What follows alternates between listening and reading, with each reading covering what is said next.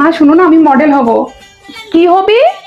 আরে model model, ওই যে শপিং মলের বাইরে দাঁড়িয়ে থাকে ওগুলোর কথা বলছিস?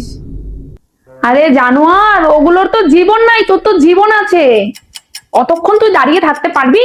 তোকে তো সন্ধ্যার পরে মশা কামড়িয়ে শেষ করে দিবে। আর তোর পাও ব্যথা হয়ে যাবে, তুই অতক্ষণ পর্যন্ত দাঁড়িয়ে থাকতে পারবি সোজা হয়ে?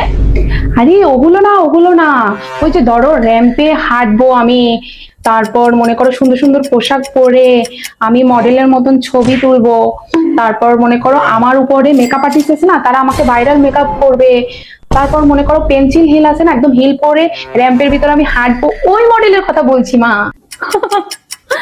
জানোয়ার, তুই হাওয়াই ছুটি পরে হাঁটতে পারিস? আগে বল, তুই নাকি হিল পরে হাঁটবি। ওরা কি আর লোক পাচ্ছে না তোর এই শরীর নিয়ে তোকে মডেল বানিয়ে?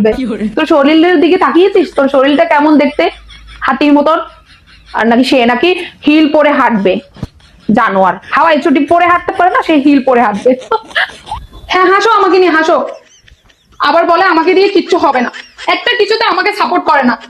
হ্যাঁ সাপোর্ট করবো তো, ভালো কথা বলছি, গ্রামের দিকে চলে যা, গ্রামের গরুগুলোর আল চাষতে খুব কষ্ট হয়, গ্রামে যে গরু হয়ে যা, গরুগুলোর উপকার হবে। আসছে হাতির মতন শরীর নিয়ে সে মডেল হবে, জানোয়ার।